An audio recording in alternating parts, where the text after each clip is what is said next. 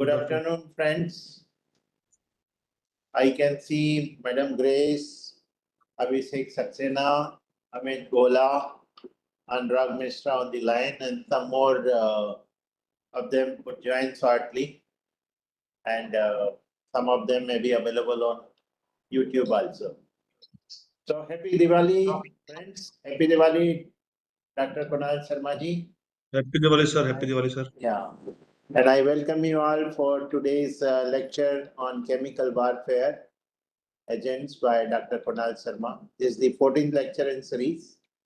Dr. Sharma has really done a great job so far, and he will be completing his series of lectures on Friday this week. I am assured that you all are enjoying it. So, without taking any further time now, I'll hand over the things to Dr. Kunal Sharma. Thank you, friends. Thank you, sir. So I think my screen is visible to all of you. Yes.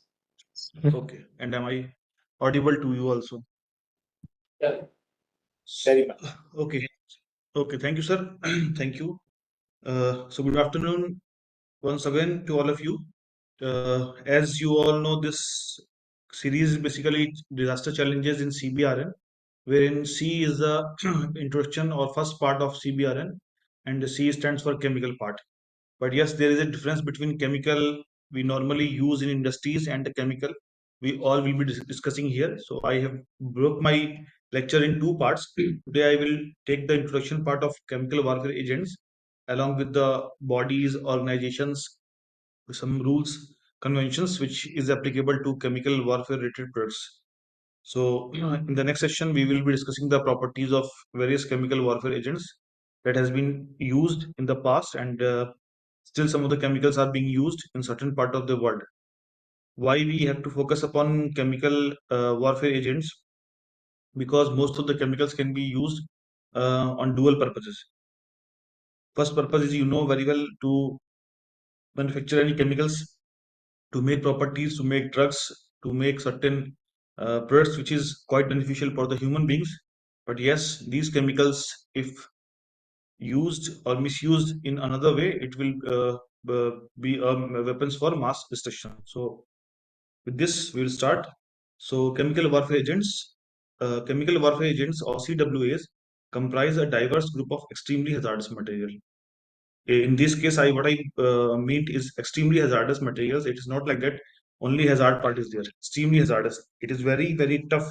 As you all have read the basic this mechanism of disaster management, that coping capacity of any community, human being, or the administration. So the coping capacity in case of extremely hazardous material is very, very tough for any government because of the nature of the chemicals and the spectrum where these chemicals can go through. They can be used as a potential weapons for mass destructions. They are capable of causing catastrophic medical disaster that could overwhelm any healthcare system. I have already quoted you and I will show you also what are the spectrums of this thing. But the worst part is that it basically hampers the medical system of any country, any state, or any nation. It will completely dismantle the basic medical system just because the treatment or the requirement or the resources required to cater these weapons on a mass scale is very, very tough. And right now, if we talk about any countries in the world's potential for handling is very, very low because we don't have enough antidotes, because we are not manufacturing all these things on a very mass scale, because we never thought. But yes, whenever they are being used and whenever they are used, it first stop the medical preparedness of any country. That is why we have written here a catastrophic medical disaster. So it is very much important to focus on this particular term, medical disaster, since civilian victims exposed to CWAs are likely to flee to the nearest hospital. Emergency physicians play a key role in preparing emergency departments for treatment of persons exposed to CWAs.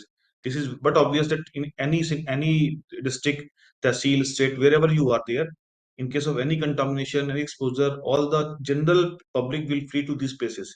In this case, these physicians should be trained or emergency physicians should be trained to treat this type of agents, and these physicians should be familiar with the pathophysiology and various clinical presentations produced by CWS, as well as the principles and practices of appropriate medical management.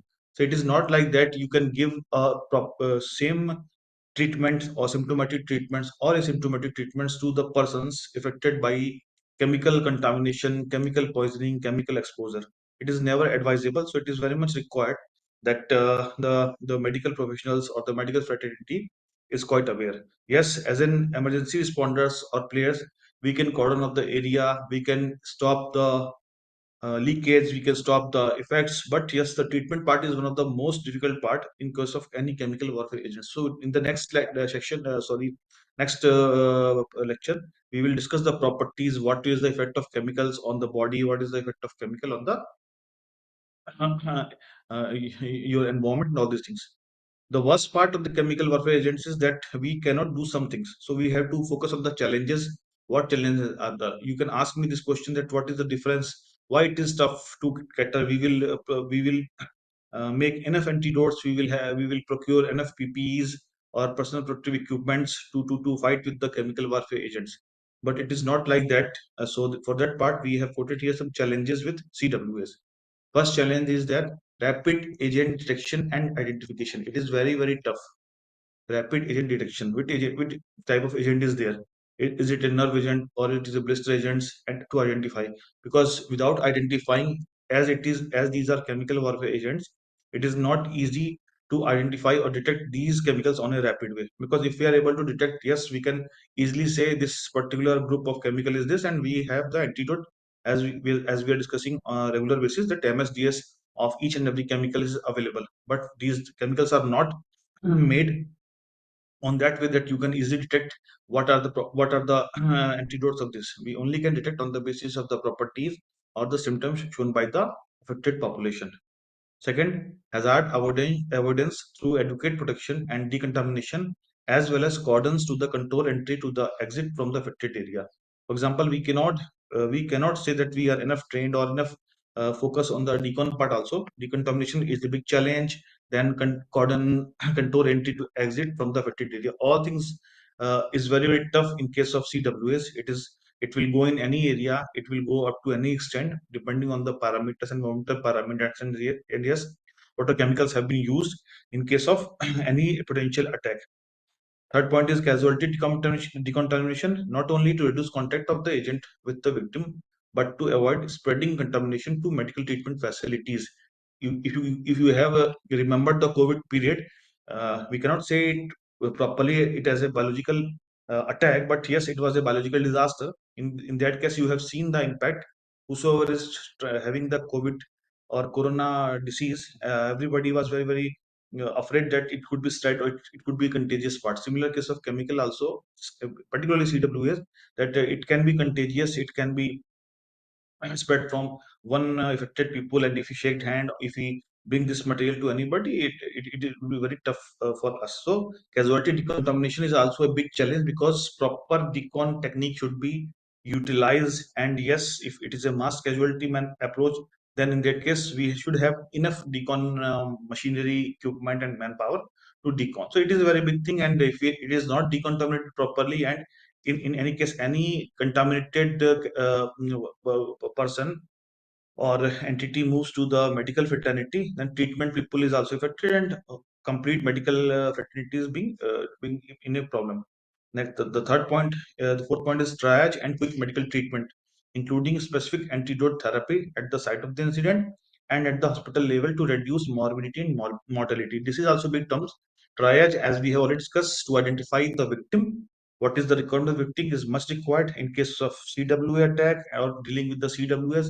Triage is very, very difficult. Why? Because on the site, we will not allow any paramedics or any medical professional to go and triage on an open environment. We should have proper PPs, and if he or she is not able to communicate properly or not able to quantify the victims, it is very tough to filter out who requires the immediate medical treatment and who can be provided delayed medical treatment. So these are the things which is very much required. The most part is, and another part is morbidity and mortality. How many are morbid? It is morbid and mortality are terms in which we can say affected, and mortality means how many people can be moved towards death part. So it is very much required that how we can reduce morbidity and mortality at the hospital level, because all the beds will be occupied, normal patients are there, and if somebody is chemical victim or whoever is having the chemical part or attacked by the chemical, it is a big challenge for any systems. It is also important to note that medical personnel may have to deal with mass casualties, but some of whom may not even have been poisoned, but who may have psychogenic symptoms. Psychogenic symptoms are those symptoms that is they will show almost same symptoms which is being shown by a person who is having a small disease. For example, they will show that their stomach ache is there, their headache is there, they're not able to breathe properly, respiration problems. These all symptoms are the same. There is not much difference on a chemical exposure and chemical warfare exposure and parallel some other uh, issues. So it is very important for the medical personnel to deal with these people who are showing the same similar and we have to focus upon is this person is contaminated or exposed to a chemical or not. So these are some basic points, 4 5 points, which is challenges of a CWS, chemical warfare agents. Now, for the introduction part, because we have to learn something from this, that it is not a new terminology or new subject for any of us. It is very much used in the past also.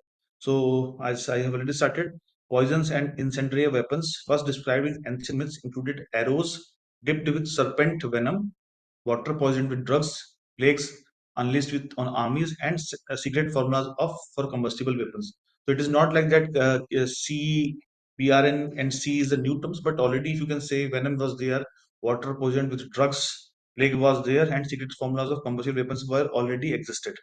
Exploiting lethal forces of nature was not just mythical fantasy, but was supported by numerous notifications authors in ancient time, to include Near Eastern records of 1770 BCE, before the Common Era, Greek myths recorded by Homer in about 750 BC, and Greek historian from 500 BC to the second century of the Common Era C. Only I want to show you that this is not a data which we have generated right now due to the industrialization or due to the expansion or globalization. But yes, in the past also, in the ancient time also, most of the people are using this type of weapons or utilizing certain technologies or tools which can be a potential weapon for mass destruction.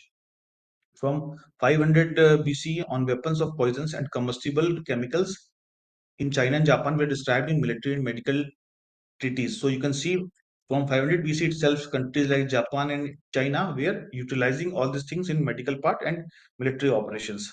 The development of Greek fire and other incendiaries was described by Byzantine and Islamic sources of late antiquity from the 7th century through the 14th century. I will also give you a timeline which where you can easily understand that in this era the utilization or the use of these misuse, rather you can say the word misuse, was common in the countries, and you can easily understand okay what was the issues related to all these things. So chemical warfare agents in ancient times BCs, one of the earliest example of chemical warfare was in the late Stone Age, some 10,000 BC. Hunters known as the San in South Africa were used poison arrows. Sen, because at that time we don't have that explosive type, or we don't have rockets and missiles, but yes, they have poison arrows, and dipped the wood, bone, and stone tips on their arrows in poisons obtained from scorpion and snake venoms, as well as poisonous plants. So you can say somewhat that it could be parallelly a biological material or agent, but yes, the chemicals that has been extracted from these poisonous plants and the snake venoms were utilized by these sand hunters in South Africa to potential kill a huge amount of say animals, and parallelly to safeguard these people. In about 2000 BC, soldiers in India used toxic fumes in the battlefield. Chinese writing from as far back as the 7th century BC contain hundreds of recipes for the production of poisonous and irritating smokes for use in war, along with the numerous account of their use. So it is not like that I'm just quoting, or we all are communicating you or discussing you about the CBRN. But yes, if you can see these figures, you can easily understood that we all are using in any forms, might be in terms of biological agents and then extracting it onto the chemical formula. But yes, it is already existent in our ambient atmosphere or environment. These accounts describe the arsenic containing soul hunting fog, and the use of finely divided lime dispersed into the air. So arsenic, as we all know, is a category of poison, but it was already there in the past and it was used in the ancient times before Christ's era. Now, chemical warfare agents in the CE to World War, Christ's era to World War One, around 50 CE, Nero eliminated his enemies with cherry laurel water that contained hydrocyanic acid. At that time, it has been used and to eliminate his enemies. Similarly, in 1000 CE, the Mongols used gas bombs made of sulfur, nitrite, oil, aconite, powdered charcoal, wax, and resin. So all this figure you can say sulfur, nitrite, oil, powdered charcoal, wax, and resins are still available. Talking about the aconite part. So aconite is here. You can see this figure of aconite, what we call in Hindi as a bachpanab, or the name of this particular, the biological name is Aconitum napillus. Its monk short name. It is a plant in the Aconitum genus that grows in a rocky area in in the northern hemisphere. Despite containing poisonous chemicals, it is used in medicine also. But yes, it is being used, and it is if it is mixed with the other chemicals like sulfur, nitrate, oil, powdered charcoal, wax, and resins. It basically can be used as a gas bombs. So it is already available, and if you Google it out, you will find it at very places, n number of locations where you can use this particular plant and can be utilized as a poisonous material. And they have made the bombs of around 5 pounds. You can easily understood mixing of all these things. The Mongolian 1000 C used these bombs or chemicals for warfare mechanism. Aconite was a favorite poison which is derived from the perennial herb of the genus Aconitrum, which I have written. Contains chemicals that might improve circulation and decrease pain, but it also contains chemicals that can seriously harm heart, muscles, and nerves. So you can easily understand these are for medical treatment also, but parallelly these chemicals can harm heart, muscles, and nerves. So whenever these has been used with this particular group of chemicals, say sulfur, nitre, oil, powdered charcoal, and wax resin, it can easily be made as a potential bomb, and they have already been tested by in late 1000 CE by the Mongols. So this is our concern. This technology is not very new, and people and the ancient peoples were utilizing it very frequently. So this is the concern which we all have to focus upon, and it is very easily available. When you all will focus upon the biological classes of biological agents, then also you will get hundreds of example around regarding various plants which is readily available nearby you people also. So it is very tough for the responders or the government or the administration to stop all this particular matter. But yes, the only thing for teaching or discussing these matters to all of you is the potential threat due to utilization of these chemicals in the community. Now, this is a word called kiss of death. You all have seen this type of figure in movies where a dragon is throwing something and the fire is coming out. Most of you have heard about this figure that it is a hypothetical design and all this thing. Yes, it is a hypothetical design, but yes, in about 660 CE, Callinicius of Heliopolis invented a weapon called Greek fire, also referred to a Byzantine fire, wildfire, or liquid fire. Because its formulation was a carefully guarded military secret, the exact ingredients were unknown, but probably consisted of naphtha, niter, sulfur, petroleum, quicklime, sulfur or phosphorus, and saltpeter. That means if you are going to mix this particular group of chemicals, the same composition of fire will come, and that has been shown. Yes, it was a hypothetical. An animal is throwing something out, maybe in a form of robots, in a form of dummy statue, but these people's Callinicius of Heliopolis invented of PP called Greek fire. It is very evident that Greek fire was there, and it was basically this figure what I'm showing. Just like they call this name as piece of death, and just they will throw. This is the same mechanism which we were discussing earlier, as in we have seen in industrial units. It is called bleed,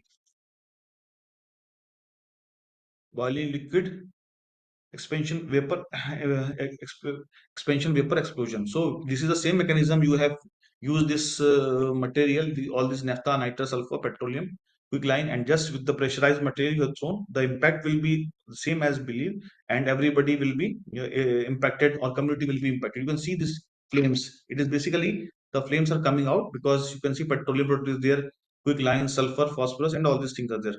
They are utilizing, and these are potential chemical warfare agents in late 660 C. Now, the period of World War One, that is 1914 to 1918, it was called as a chemist's war. This period was known as chemist's war. Those who all have heard about this period is known as chemist's war because it ushered in the beginning of the modern era of chemical warfare. It was the first time that we have started using all the chemicals as a weapon for mass destruction. We have stopped using. They have tried to.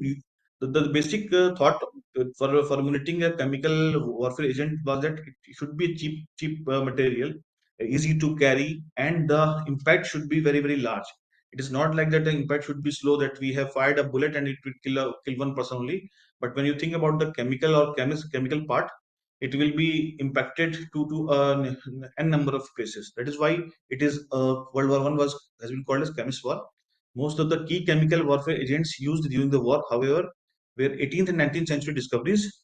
These includes first of all chlorine, 1774, hydrogen cyanide 1782, cyanogen chloride 1802, phosgene 1812, mustard agent 1822, and chloropicrin 1848. We will discuss all the properties of chemicals in the second lecture, that is on Wednesday. But right now I am trying to tell you the discovery of all these warfare agents or the chemicals which can be used as a warfare agents have been done in the late 70s and 80s. You can easily say 1774, 1782, 1802, 1812, 1822, 1848. But at that time, it was not known that these chemicals can be used as a potential warfare agents.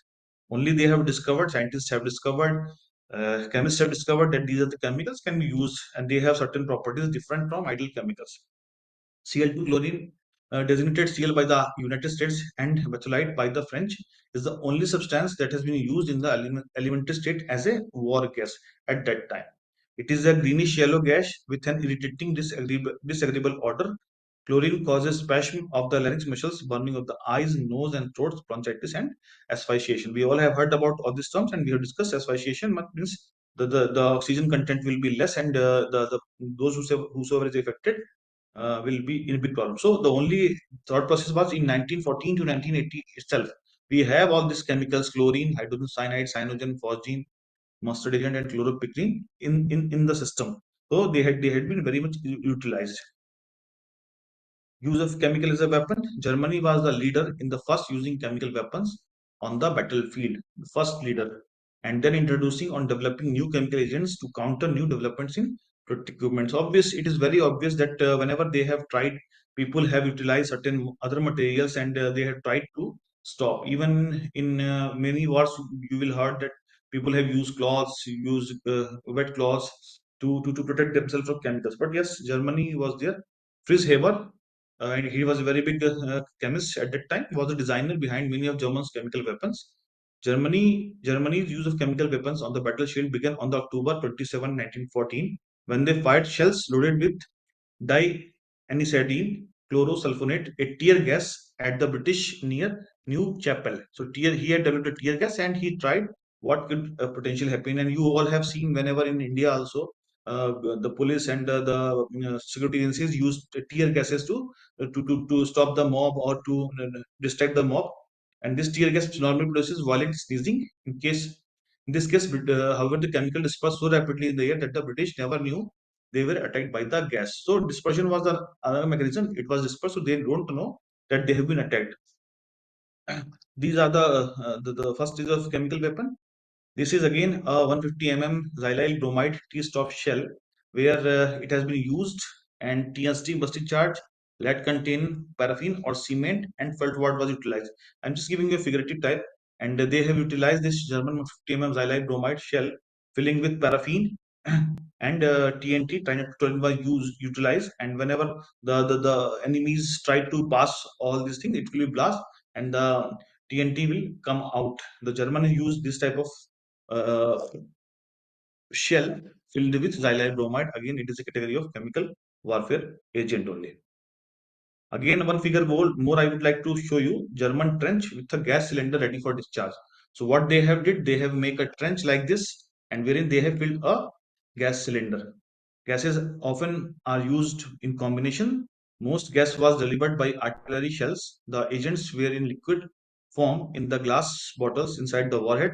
which could break on contact and the liquid would evaporate. Shells were color coded by the system started by the Germans. As we all already learned something about the color coding, which red color is inflammable, blue is for health, yellow is for reactive material, white colorless material. So all these things there. So they have already used in the late 70s and 18s, even though this thing that they will fill all these things. Yes, at that time technology was not so robust, but then also if you can see this is being filled, and whenever something contact, it will come in this type, and people will never know at what happened, and they got affected by the poisonous gas or toxic gases. This is a figure which I could share. The horse ride and horse is having some PPs.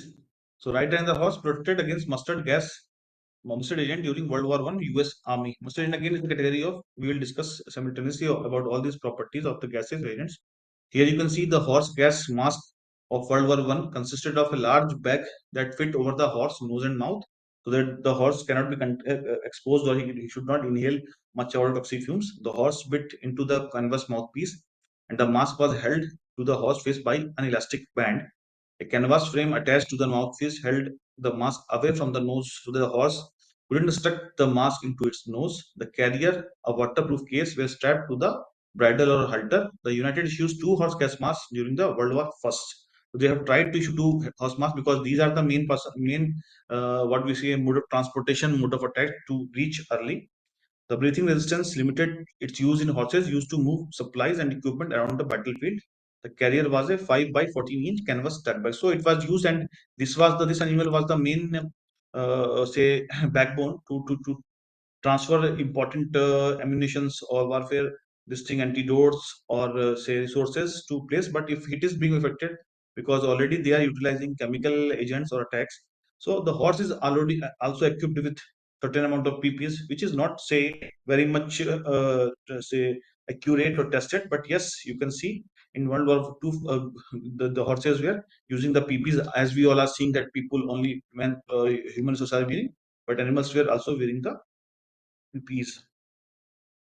How chemical were agents between World War One and World War Two. Earlier we have seen World War One, then World War Two. In 1935, Italy used chemical weapons during their invasion to Ethiopia. The Italian military primarily dropped mustard agents in bombs and experimentally sprayed it from airplanes and spread it in powder from the ground. The issue is that all these agents, for example, mustard agent, we will see the property later on, but yes, for the knowledge point, mustard agent is a persistent chemical.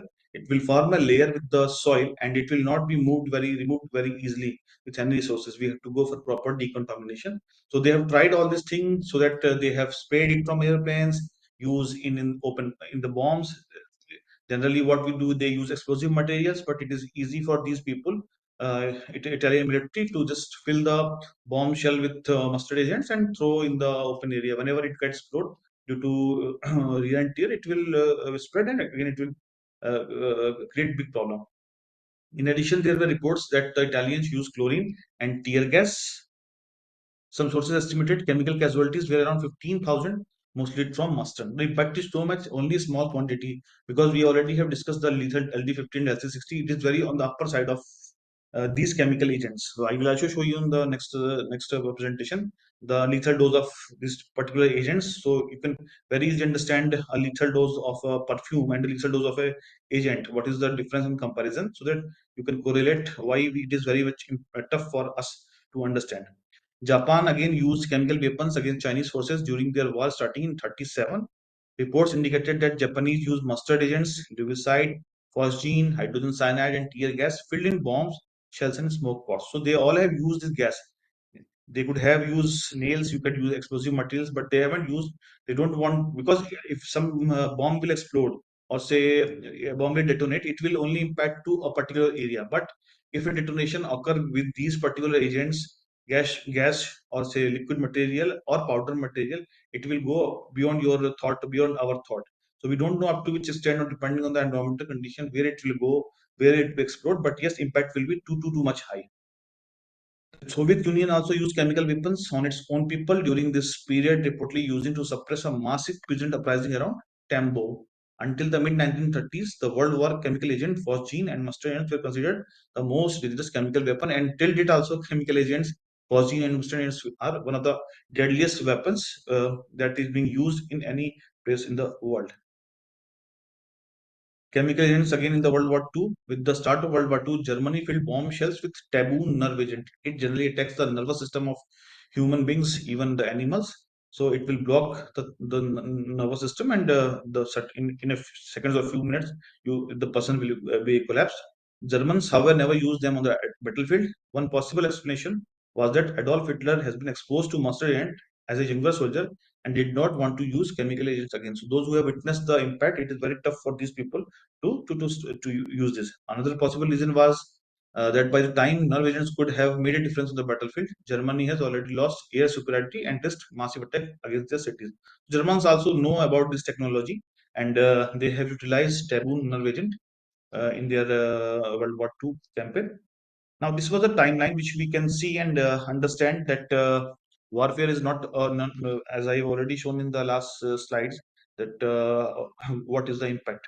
They have found a new ways to kill one another. There are some notable moments. In 600 BC, the Athenian military taints the water supply of the city of Kira with poisonous hellebore plants. So again, they have in 600 BC they have used of this material. 479 BC, Peloponnesian forces used sulfur fumes against the town of Plataea. 1675, France and Germany signed an agreement, the first international agreement to ban chemical weapons in case of outlawing the poisoned bullets. So they have started in 1675 that we should not use these materials of chemical weapons. Then we go for the 1845. During the French conquest of Algeria, French took forces more than 1,000 members of Berber tribe into a cave and then used smoke to kill them. Yes, you cannot quantify that smoke is a chemical warfare agent, but no, it is not like that. What material they have used is a big concern. Then in from 1861 to 65 era during the American Civil War, civilians and soldiers are on both sides proposed using chemical weapons. Among a multitude of unrealized ideas, New York City school teacher recommends firing chlorine gas projectiles at Confederate troops, and soldier Isham Walker suggests dropping canisters of poison gas from balloons. So you can see on the both sides, civilians as well as military persons, if there is a conflict, both have tried chlorine gas projectiles comparative to poison gas from balloons. So they all have utilized, and technology was there that chemicals were already in the system in the era of 61 to 65. In 1874 to 1907, a series of international treaties signed by most Western nations for the bans of use of poisons and poisonous weapons in war. Moving ahead, in 1914, in the year 1914, August, during the first month of World War One, the French deployed tear gas grenades, first developed in 1912 for the police use. In October, German forces fired 3,000 shells containing tensandine chlorosulfate, a lung irritant, at the British Army.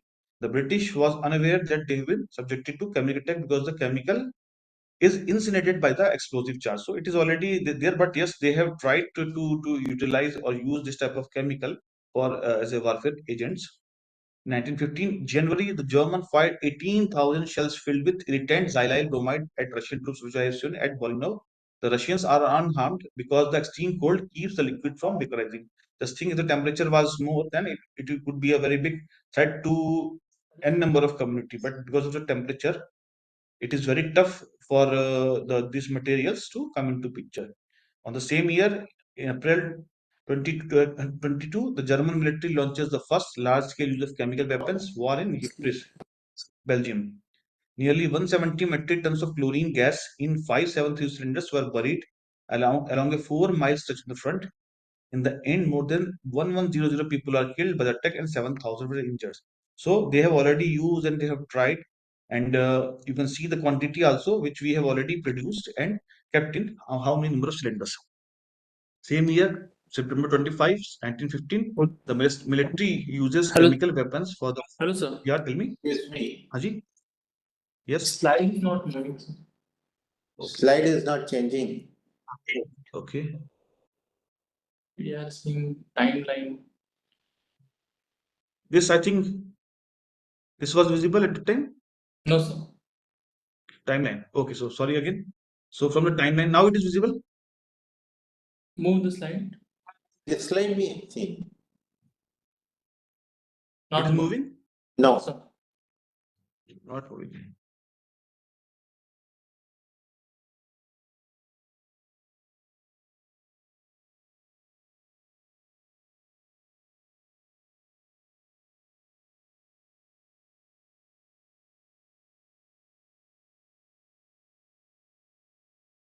Now it is Yeah. moving? Yes. Okay. Sorry for the inconvenience.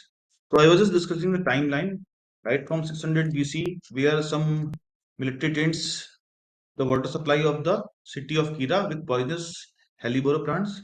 479 BC, sulfur fumes were used in the town. 1675, France and Germany signed a Strasbourg Agreement. This was the first international agreement to ban chemical weapons in case of outlawing the use of poisoned bullets. In 1845, during the French conquest to Algeria, French troops forces 1,000 members of a tribe into a cave and then used smoke to kill them. So I was just discussing and tried to communicate that it was being used in any form, which could be sulfur fumes, which could be smoke to kill n number of people, because it is directly related to weapon for mass destruction. That means these chemicals are intended to kill n number of people at one go. Similarly, the era of 861 to 65, here two civilians as well as military got conflicted, and both have tried. Some people have tried for dropping canisters of poisoning gas from balloons to utilizing chlorine gas projectile at the military people. You can both see chlorine gas was there and poisonous canisters were there. So they have already tried to throw all this material to and use it as a weapon for mass destruction. For the era of 74 to 1907, a series of international treaties were signed by Western nations for ban of the use of poisons and poison vapor. In the year 1914, August, during the first month of World War I, the French deployed tear gas grenades, first developed in 1912 for police use. So what they have used, they have used tear gas grenades in the World War so that the enemy could be stopped.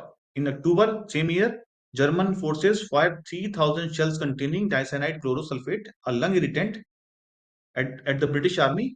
The British are unaware that they had been subjected to a chemical attack because the chemical is incinerated by the explosive charge. 1915, the German fired 18,000 cells with the irritant xylyl bromide at Russian troops. The Russians are unharmed because of the extreme cold temperature keeps the liquid from vaporizing. April 22, same year, the German military launches first large-scale use of chemical weapons in the War of Ypres, where 170 metric ton of chlorine gas in 5730 cylinders are buried along a 4-mile stretch in front. In the end, 1,100 people were killed and 7,000 got injured. You can see the impact that how can it be easily used, and the worst part is that they are very you produce a big missile and you produce a same time of chemical or gas. It is very cheap to produce, and the impact or the mortality of these chemicals on a very small scale is very easy in comparison to production of a big manufacturing big missile or this type of material. Similarly, in the same year, September 25, the British military uses chemical weapons for the first time against Germans at the Battle of Loos. They release chlorine gas from the cylinder. So they just what they did, they use industrial chlorine gas and they have released on their enemies, Germans, to in the battlefield. December 19, 6 days before Christmas, German first used phosgene on Allied troops. More than 1,000 British soldiers were injured and 120 died. So you can see parallelly countries try to attack all these things, and all these chemicals that talk about chlorine. It is very the concern for which we all are very much focused is that these chemicals are also available in the industries, and due to any malicious event or due to any uncircumstances or maybe a human error, when these got leaked, it is a very big thing or a problematic thing to cater because of the medical emergency, as we have discussed in the earlier slides. 1917, July 12, mustard gas is used for the first time by German forces. It causes more than 2,100 casualties. During the first 3 weeks of mustard gas use, Allied casualties equal previous year's chemical weapons casualties. So mustard gas is a very easy thing for these people, and you can very correlate with the data provided. 1925, the Geneva Protocol is adopted by the League of Nations. The treaty bans the use of chemical and biological agents in war, but does not prohibit the development, production, or stockpiling of such weapons. Many countries signed the treaty with reservations permitting them to respond in kind if attacked with chemical weapons. So they have started from 1925 that we have to bring some say treaty that bans the use of these chemical or biological agents, but the storage is stockpiling and production is not banned till the 25. In 35 to 36, Benito Mussolini drops mustard gas bombs in Ethiopia to destroy Emperor Haile army. Despite Italy being a signatory of Geneva Protocol, the League of Nations does not stop its use of chemical weapons, and this is a big concern that few countries still date are not signatory of many conventions. 1936, German chemist Gerhard Strader completes the synthesis and purification of tabium, a potent nerve poison. It is a very dangerous nerve agent, which we'll discuss in the next coming lecture. His intention is to build a pesticide, not a chemical weapon. The chemical he creates is so potent that the army researchers call it taboo, or taboo in German, from which it takes the name. Again, in 1939 to 1945, during World War II, poison gases used by Nazi concentration camps kills civilians and Japanese army in Asia. Nerve agents are stockpiled by the Nazis, but chemicals weapons are not used on European battlefields. 1943, the Nazis forces prisoners camp to produce them taboo. Laborers are often denied medical treatments when exposed to lethal doses of poisons. 53, British serviceman dies of sarin poisoning. This is again big chemical which I will discuss later on. Poisoning after being purposefully exposed to the toxins in military facility. 61 to 1971, the United States used napalm and herbicide Agent Orange during the Vietnam War, sparking national and international protests. 1962 to 67, Egypt used mustard gas again and now agent in Yemen to support this thing against Yemeni monarchy. 1972, the Biological and Toxin Weapons Convention is completed, combined with the 1925 Geneva Protocol. The new accord bans to the development, production, and possession of the biological weapons. The accord has no mechanisms to ensure compliance. So it's till 1972, we have the world has moved to for the stopping and the use of all these lethal weapons. 1980s, during the Iran-Iraq war, Iraq used chemical weapons, including taboo, against Iraq. Iraq's Kurdish minority. United Nations experts confirms Iraq used chemical weapons, but there is a little international outcry. Iran initiates its own chemical weapon programs in retaliation. 1993, the Chemical Weapons Convention is signed, beginning in 1997. The disarmament agreements bans the development, production, stockpiling, and use of chemical weapons. So this was the year where most of the nations agreed that they will stop development, production of stockpiling, and use of chemical weapons. 2013, again, the Syrian military uses sarin gas against civilians during the Syrian civil war. Hundreds were killed.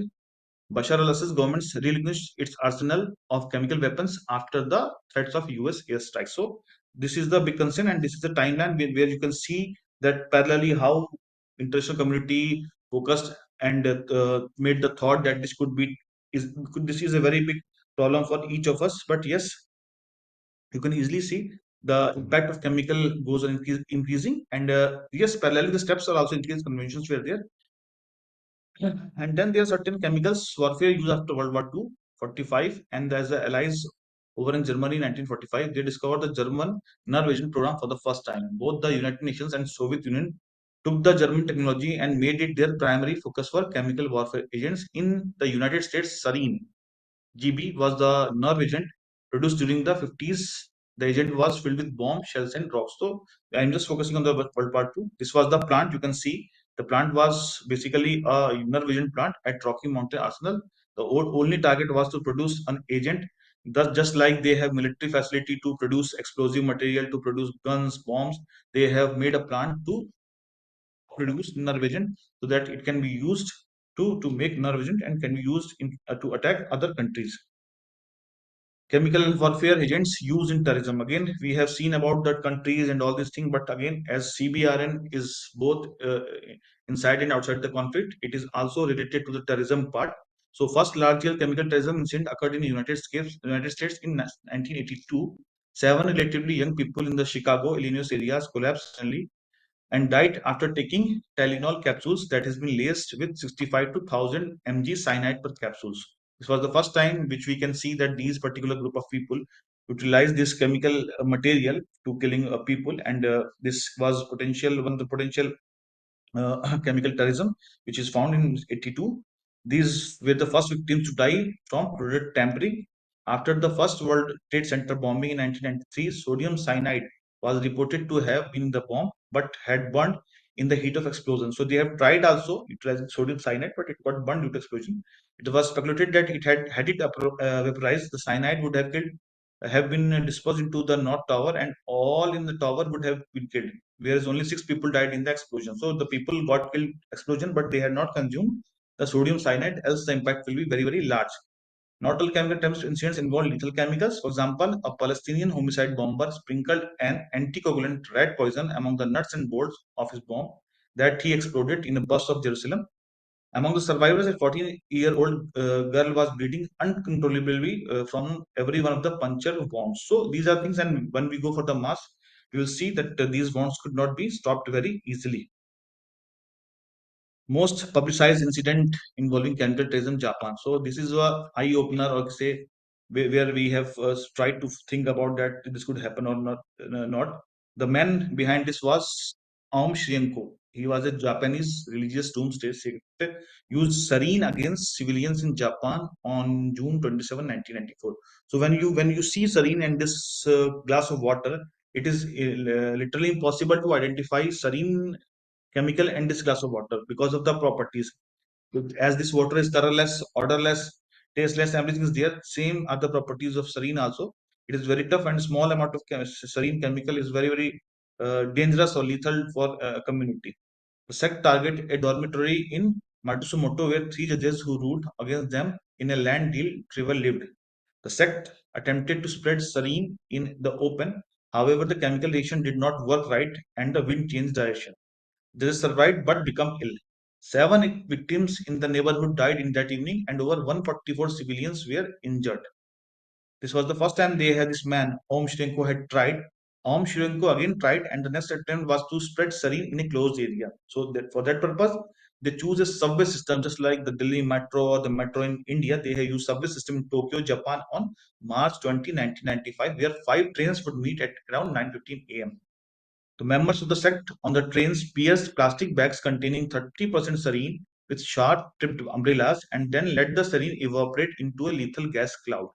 12 passengers on the train died and around 5,500 sought medical treatment. So this was first case of the metro, or say uh, the confined space where they have utilized sarin as a potential chemical warfare agent, and they have tested that okay, if you use sarin in a confined space, the potential, the morbidity would be very, very high. Maybe the mortality was less, only 12 people were died, but yes, affected people were more than 5,500. This was the first reported case, and they have tried twice. First they have tried to kill some of the judges, but the next time they have succeeded and they have killed around 12, and 5,500 are potential requirement of medical treatment. This was the timeline which you can see, the Tokyo attack timeline, March 20, 1995, 7:46 to 8 a.m. Cult members released sarin in 5 subway lines, 8, 9 a.m. First call into Tokyo Fire Department, 8:16. Hospitals called by the TFD, local this thing, fire department, the Tokyo Fire Department, 18:28 a.m. Victims arrive on foot and at St. Luke's hospitals, and 9:40 a.m. ambulance arrived at St. Luke's. Only the timeline was 7:46 to 8:40, in 1 hour. What happened? These people got affected and impacted by the chemical leakage. You can see the figure: total 5,510, critically ill 17, severely ill 37, moderately 984, and required mechanical ventilation 54. The figure was 5,510, approx figure, which I can quote here, that yes, this amount of people are morbid, 12 killed in this complete figure. One more incident was 2009 UK ricin found at home. Facts: in June 2006, a father and son were held in the UK under the Terrorism Act following the discovery of possible traces of ricin at their houses. The ricin was found in the sealed jam jar kept in a kitchen cupboard, apparently for 2 years. The father, Mr. David Davison, is reportedly suspect of involvement with alleged extreme right-wing activity. His 18-year-old son Nicky was held on suspicion of initiating racial hatred following a swoop at his home of Enfield Plain. Decision 2010. Ian Davison is the first man in England and Wales to be convicted of a terrorism-related offence involving a fatal poison, ricin. It is also very easily available. Ian Davison was charged with producing a chemical weapon under the Chemical Weapons Act 1996. It may be there was no specific attack plan or target, but the laws does not require there to be. So this was the first in the UK ricin was found at home. Yeah, nobody was killed or affected, but people started to use this.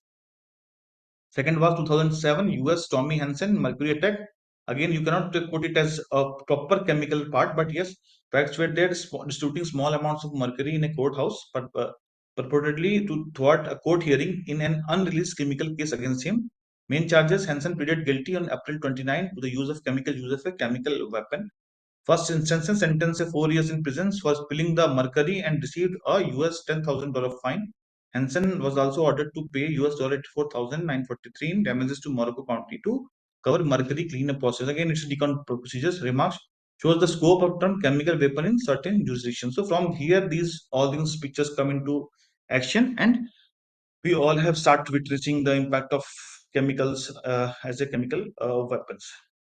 So now focusing on the next part of the presentation, Chemical Weapon Convention Act 2000. It is basically a treaty which focus upon the bans on the development, production, acquisition, transfer, use and stockpile of all chemical weapons. Countries have stockpiles of chemical weapons are required to declare and destroy them in a specified time frame, and those who produce and use chemicals that can easily be converted into chemical weapons have to be open and transport about the use they put these chemicals to.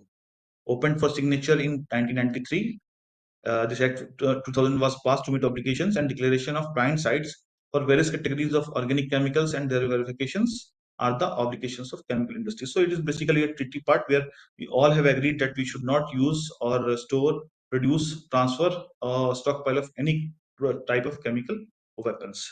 So talking about the Indian part, we have a body known as the National Authority of Chemical Weapon Conventions.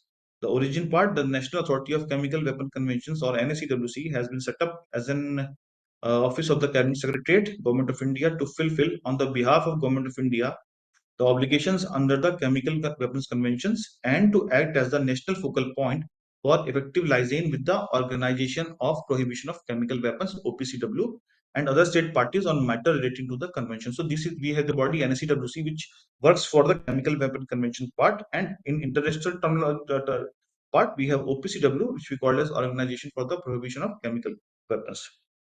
The CWC or Chemical Weapon Convention came into force with effect of April 29, 1977, and after the CWC Act 2000 came into force, the NACWC has been established under Section 6 of the CWC Act with notification dated 13 June 2005. This is the origin of the NACWC. What is the vision of NACWC or how we come into this part? Internationally recognized for its managerial and technical excellence to fulfill the corrective aspirations of the Committee of Nations embodied in the Chemical Weapons Convention. So we, as a country, Indian, are very much focused, and we are very much thoughtful that we should not use and we should not allow any other countries also to use of chemical weapons. So we are a signatory of this particular convention, and we are continuously supporting OPCW for maintaining our commitment for the Chemical Weapons Convention. The mission of NACWC is that to achieve managerial excellence, National Authority will seek to be a leader in establishing best practices in all the key areas of its operations and management of knowledge related to CWC. The primary objective of CWC are as follows: interact with OPCW and other state parties for the purpose of fulfilling the obligations of the Government of India under Convention, monitor compliance with the provision of the Convention, regulate and monitor the development, production, processing, consumption, transfer and use of toxic chemicals or precursors as specified in the Convention, make requests to or to receive requests from a state party for assistance and protection under Article 10 against the use of a chemical weapons, manage routine inspections or challenge inspections or managing investigation in case a complaint of use of chemical weapons or riot control agents as a method of warfare is received from organizations, and conduct inspection for the purpose of CWC Act 2000. So wherever they found that they have to go for the this part, we can easily see that we have some act, and these people, the bodies of like NACWC is wholesale authority or competent that they can on behalf of Government of India use this powers. A part of that, they can interact with the organizations in respect to acceptance of request of India for challenge inspection or to counter any frivolous or defamatory request made by state party against India organizations, scrutinize and accept list of inspectors and to verify the approved equipment brought by the inspection team onto the inspection site, provide escort to the inspection team and observer within territory, identify and oversee the closure and destruction of chemical weapons, production facilities, old chemical weapons, abandoned chemicals. So we have already done this thing in front of UN officials, and we have already stopped all this chemical weapons. We don't manufacture, we don't store, we don't transport, we don't utilize any type of chemical weapons. Negotiate, manage, assess during the challenge inspection, ensure decon of approved equipment after completion of an inspection. So if some country, like say for example our neighboring countries say we have been found that India is utilizing chemical, so we are open for that, and we can easily say that yes, and you are open. You can easily check our premises that we have not utilizing any chemical agent at any place. The steering committee of NSCDCP, you can see very well. The cabinet secretary is the chairperson, along with the secretary defense as a member, secretary department of chemicals and petrochemicals member, foreign secretary is a member, secretary DRDO as a member, secretary department of revenue member, secretary department of commerce member, and chairperson NSCDC as member secretary. This is the steering committee which focus upon the whole path of the chemical warfare conventions. So types of chemicals covered in the convention as chemical weapons, precursors to chemical weapons, and dual use chemicals. If you talk about the this part, what are the precursors? You can easily say it is precursors are basically compound that participates in a chemical reaction that produces another compound. So it is also a big thing that we don't go for the precursor, that this compound is used in a primary way for anything, and what actually it is formulating. Dual use of chemicals is also not allowed. Other chemicals production facilities, dissolved organic carbon, phosphorus, sulfur, or fluorine, and accepted dissolved organic solid. So these are the top chemicals covered in the convention. But apart of that, also there are a number of chemicals that are not being covered in the convention, and they can potentially be used as chemical warfare agents that we will discuss simultaneously on the next lecture. But as per the convention part, we have this type of list: chemical weapons, precursors, dual use chemicals, OCPF, DOC, PSF, and exempted DOCs. These are some figures which I have quoted. Use of chemical weapons by Sri Lanka against army, Tamil civilians, victim of CW. You can see the figure. If you zoom it, you can see nothing is left in case of chemical attack. There could be burn, there could be blister, there could be nerve choking. These were the chemical warfare plant in US. This is the chem depot in the again US. Some more stockpiling of CW, chemical artillery weaponing, artillery shells. All these can be used. Only these are shells you have to fill with chemical agents, and just as you have seen in the foreign countries during the war, just it has to be exploded in the ambient atmosphere. It is sufficient to kill a number of population. That is why it is a big concern for any country not to use of chemical weapons, because it would be very tough for a country like India or any country in the world to mitigate the ill effects of chemical warfare per se. They have some declarations which is listed in Schedule 1, 2, and 3. 1 talks about the whether a toxic chemicals precursor should be included in Schedule 1. It has been developed, produced, stockpiled, or used as a chemical weapon as defined in Article 2. And the main convention part is Schedule 2 and Schedule 3, which you can easily see after this presentation. The following schedule, which talks about that it poses significant risk to an object or purpose condition because it causes such lethal or incapacitating toxicity as well as other properties that could enable to use as chemical weapons. This line is very much important, and it may be used as a precursor in one of the chemical reaction at the final stage of formation of chemical listed in Schedule 1 or 2. So two parts is very much important. First part is lethal or incapacitating toxicity, and a precursor. That means it is a compound that can participate and it can make a new chemical which is not the final product. Second part, it has been produced, stockpiled, used as a chemical weapon. It poses otherwise a risk to the object and purpose convention because it possesses lethal and incapacitating toxicity as well as other properties that might enable to be used as a chemical weapon. So three parts is very much important. If you focus upon two parts, Schedule 2 and Schedule 3 are the main requirement. Schedule 1 is also there, but 2 and 3 is the important parameter for the CWC conventions, where we can easily fetch why we are focusing upon the C in chemical warfare or C in the CBRN. We are binded by the convention, and these chemicals have the property or the toxicity which is uncontrollable. It is not easy for us to use this in a very formal way. Now, what to expect in case of chemical as warfare agents is another thing. So, what to expect of chemical munitions? Extremely unlikely that you will discover the problem which comes with all this material or the figure. You can see what is filled in this. We cannot easily ascertain. We will say it would be filled with some bombs or powder material or potash or this type of material. No, it is not like that. Extremely unlikely that you will discover containers loaded with actual chemical munitions. We cannot understand because it is not easy for the persons or the public or the military also even very easily. cannot rule it out. Terrorists may try to smuggle small numbers of chemical munitions, but difficulty in obtaining these makes very unlikely. Relatively easy to detect with X-ray scanners. So we can expect from chemical munitions that any malicious person or this thing can use this material, and they have written, okay, this is gas, but they can enter the properties, or they can fill with some other properties, and what will be impact is very tough to respond.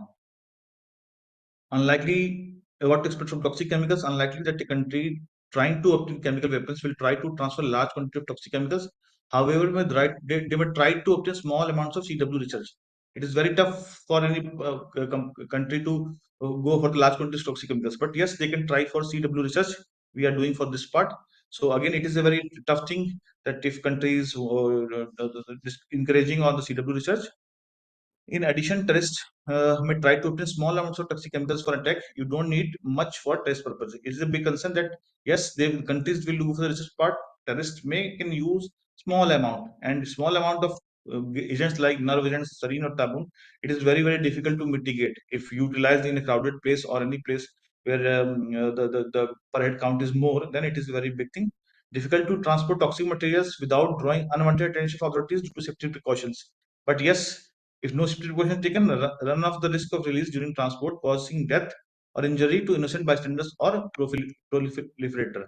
And not desired target again it's a bit term. So what I want to show in this slide that yes, a huge amount of toxic chemicals cannot be transported, cannot be used, but small amount of CW research can taken any place.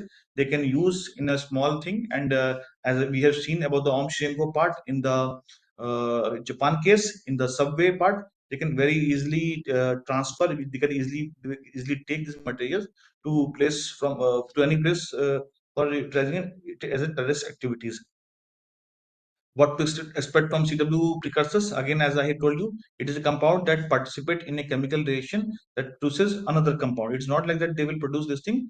So much more likely that a proliferator will try to obtain precursor chemicals which they can convert to CW. That means any percent. I will give you an example. Uh, in 2 3 years back, we noticed, or you all have also heard, there is a drug called fentanyl which has been discovered in Indore, where a person from a chemist sitting in a small room in Indore was using fentanyl. Fentanyl basically is an anesthetic drug used by the hospital professionals to give anesthesia to the patients.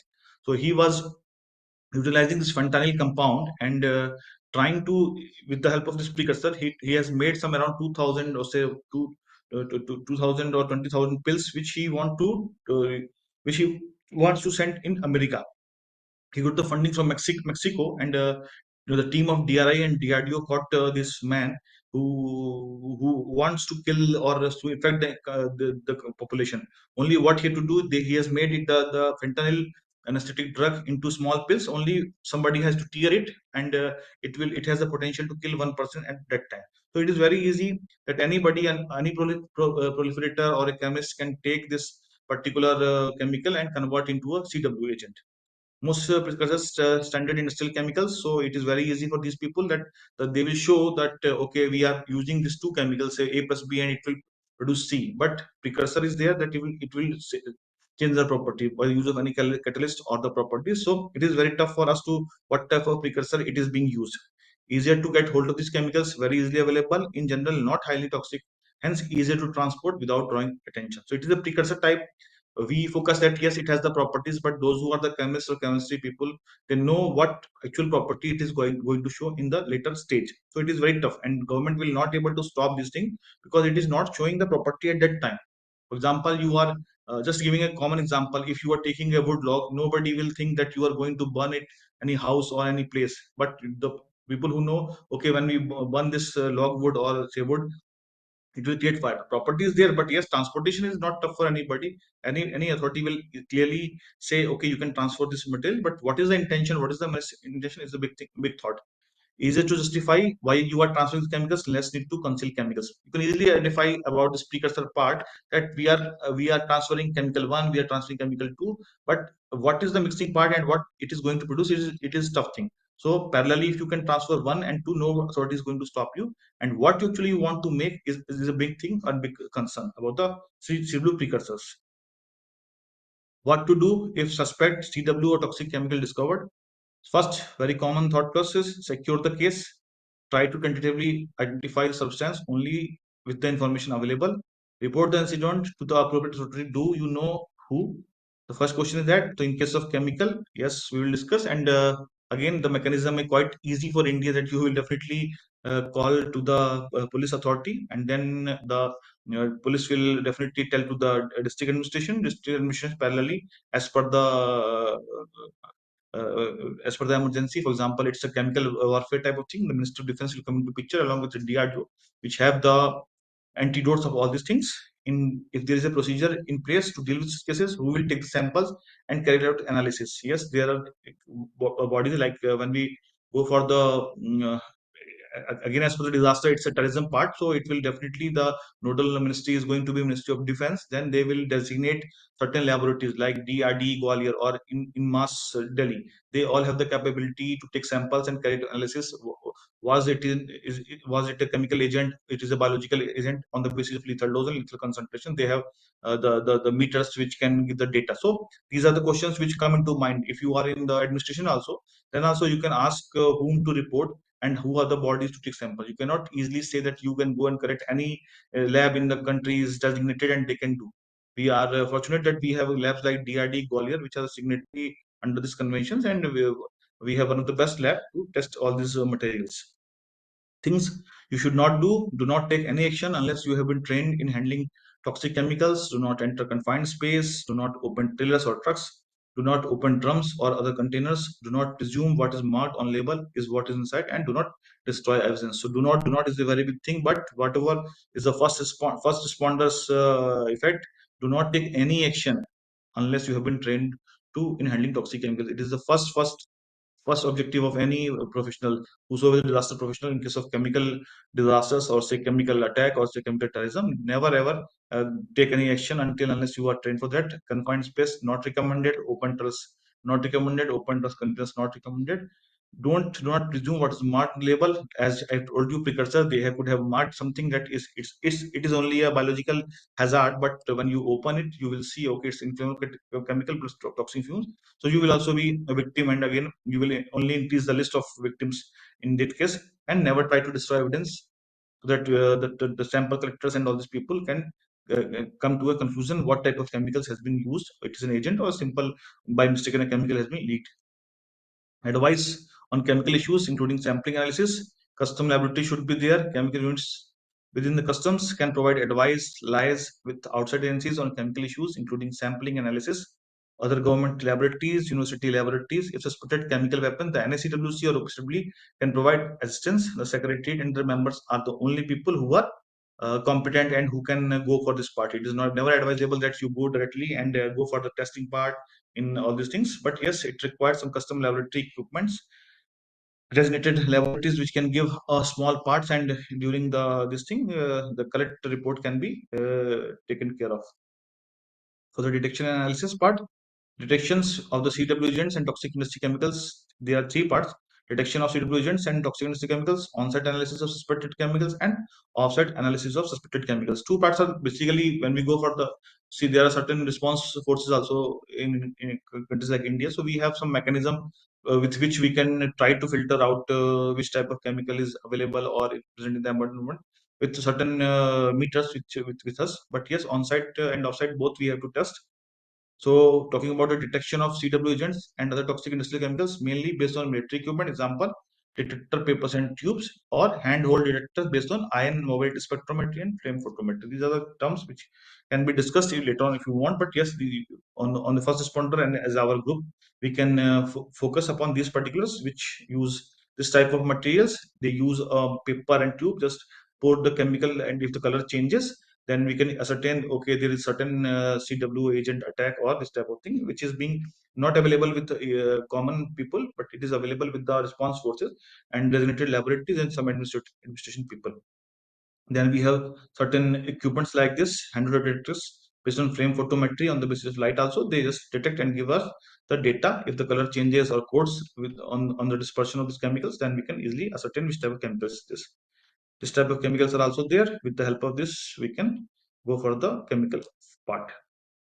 Uh, Second, limitations of metal detectors for customs really aimed at detecting the presence of chemical weapons agents and some TICs, not at identifying what the substance is. Precursor chemicals on CWC schedules are generally not covered, and this is our big threat that CWC precursor chemicals, which is not showing the property for which it has been meant, subject to interference from many standard chemicals regularly passing through customs and can warn of possible dangers and inform sampling and analysis but not replace it. They can definitely say sampling and possible dangers but cannot replace it because it is very tough for these people to replace all these things.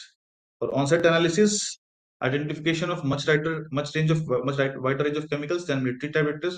The aim is to identify what chemical is not just to indicate the presence of small number of dangerous chemicals, less susceptible to false positives than military vectors, and can quickly resolve many issues without a need to transport samples to a fixed lab. Because in case of Vizag also, we have discussed that we know in the first golden hour, if you know that styrene is there, we can easily say that you can use activated charcoal for as an antidote to tackle the victims in case of styrene leakage. The same case is for the on-site analysis. If we have some materials and we can detect at the site only, and then we can easily say the administration without taking the samples to the lab and then go for the offsite analysis. We can easily say this type of chemical, just start for the mitigation strategies at one go, and we can easily mitigate the impact of chemicals. So these are basically utilized Fourier transfer infrared mechanism. It is portable, easy to use, quick identification based on the comparison with the library of records. Additional library can easily be added. So this type of material is already being used in the government of India, but not on a mass scale. But yes, we have some detectors which we take to the site, and on the basis of mechanism infrared, it detects and just give a blink. Okay, this is the potential or probable chemicals, or list of probable chemicals, say 4 or 5, then we can go for the mitigation strategies of these particular chemicals. Can be used to identify wide variety of chemicals. It can identify CWAs, TICs, chemical warfare precursors, explosive, narcotics, and some common chemicals. Most common chemicals were included in this particular on-site analysis used for Fourier type infrared mechanism. Next and the last is offsite analysis. Offsite analysis is the custom laboratory. Many custom authorities have their own laboratory and laboratories. Other relies on the government or university labs. For example, something is transported from ship or by road, by airport. So they have the mechanism. If some person is saying that I'm transporting white powder, which is having a tasteless, which is not likely to be a chemical, but yes, it can impact on this mechanism. In that case, we can say yes, there are some issues, but not on a big thing. Range of chemicals that can be analyzed much greater than portable equipment. Yes, obviously it's a equipment which is placed in lab, so it can easily be seen. Confirm identification by detectors or on-site analysis where available, and possible need for independent verification. So on-site analysis are there, and you can say gas chromatograph or mass spectroscopy (GC) EMS, primary technique used by OPCW for analysis of scheduled chemicals. They are expensive and need careful maintenance, not common available in custom labs. For example, if we talk about this place, we have Delhi in mass and nearby DRD Gwalior, which can detect and use the gas chromatograph or mass spectroscopy to deal with the chemicals which is present in the ambient atmosphere. Then there's the alternate techniques also for analyzing scheduled chemicals, that is FTIR, Fourier transfer infrared, gas chromatography, and nuclear magnetic resonance spectroscopy is also there. These are the two chemicals. I know this is a chemistry term, but only for the knowledge part, I am sharing that these type of chemicals are there. So with I thank you for the introduction part. Now I am open for the questions, if any, to the participants. Yeah, Rohit, is you are there? Can you tell me the questions? Yes, sir. I'm checking. Are there any questions in the chat box? Can you see? No, sir. Still no. Okay, okay.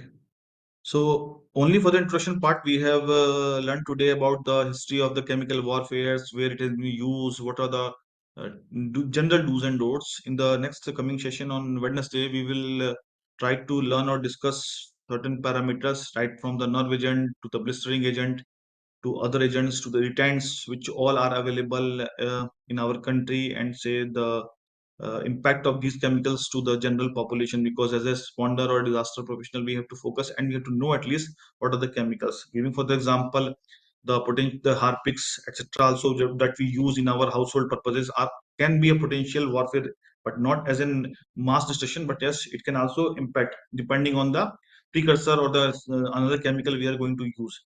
Whenever you mix all these things, generally a small chemist or a lab people can also make small in say inventions and innovatives which can cause big problems on the participants.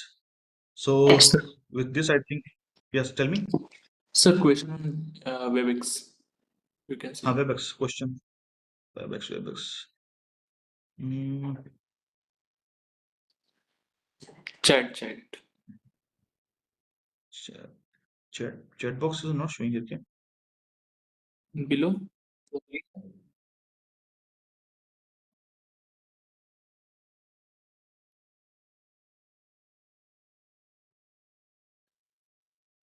I cannot see the chat box here. Okay, wait. I will read. Can I Yeah, read the question? yeah, please read it. Sir, what are the likely threats who can use CWAS currently? This is the first What are question. the huh? What are the likely threats who can use CWA currently? Okay. Next And question. especially since OPCW has banned it, moreover, are not the existing chemicals more prudent for ter- For which are the readily available even to non-state actors? May I put it myself, sir? yeah, please. Yeah, basically, who do you envisage, sir, as being a threat who can actually use chemical warfare agents? Since we have Okay, ourselves realized that firstly, OPCW has banned it. okay, Secondly, their availability is a very big question mark with the non-state actors. okay. So, is it not more likely that perhaps in a terrorist situation or a sabotage situation, the existing stockpile of toxic chemicals, dangerous chemicals, which are more readily available, are they not a bigger threat than chemical warfare agents? Okay, good question, Mr. Anurag Mishra ji. The issue is Sir, that the non-stakeholders, the worst part of the convention is that we are the signatory of the convention, but our neighboring countries are not. First question is that they are not the signatory and they haven't signed all these conventions, and even you know if they signed also, they are not going to utilize the same on their own interest. Second part, readily available chemicals are you if you talk about this type of chemicals like chlorine and all these things, they can be used, and it has been noticed that this has been used in as in malicious activities, even sabotage also you can use. There have been instances which we cannot discuss on the open forum, but yes, these chemicals are available, and the people who are not very much so say pro government approach, you can use it anytime in the case of conflict or say war. There are people which we have noticed. Just I will give an example of fentanyl drug. You can easily Google it out. Fentanyl drug found in Indore, where a small chemist has used this drug as a potential weapon for mass destruction. Only small piles has been converted and it has been used. So there are things which we can see, and people are working on that. OPCW has only formulated a convention, and in front of UN officials, wherever these UN officials have gone and they have seen, they have been finished in any countries, whosoever the signatory. But it is not evident, it is not likely practically feasible to get it devastated at every places. The example is Barut, where you have seen that ammonium nitrate got exploded. Again, it was there. They all are not using, but it was stored 10, 20 years back. So these are the issues which come into the picture and focus upon. Second, likely who can use CW agents? Any person, any terrorist, anybody who is not very happy. It is a very general question, yes, but anybody who is not, say, good connected with the government system, or he is not accepting the policies of the government, he can he use very well. Parallelly, the persons who knows somewhat chemistry, chemical physics, they can also use this thing as a potential, which I have told you that the students of England have utilized the same thing, projectile use of the chemicals on their own army. So these are all practical thing anybody can use. We are lucky enough that nothing has been used till now. We are safe in that spectrum, so we don't have much of data that who have been used in a country like India, but only for a small part. It is, we cannot say deny that it will never be used in the coming years or days. It's a war type of zone anytime, and it is the only issue is that it is very cheaper to produce chemical weapons in comparison to conventional weapons, where we are going to produce missiles and rockets and helicopters. It's not like that. Only you have to use empty shells, fill in the materials, maybe chlorine, phosgene, or anything. It can be used anywhere, and depending on the environmental conditions, say downwind speed, it can be placed at any corner of your house, at any corner of a country. So these are the things, and rest we can discuss on mail, whatever is the thought process, where you want some customized answer that I can send on the mail. But on this part, on the forum part, we'll discuss on some small points only. So Rohit, any other questions? Rohit? No, sir. No, sir. Okay.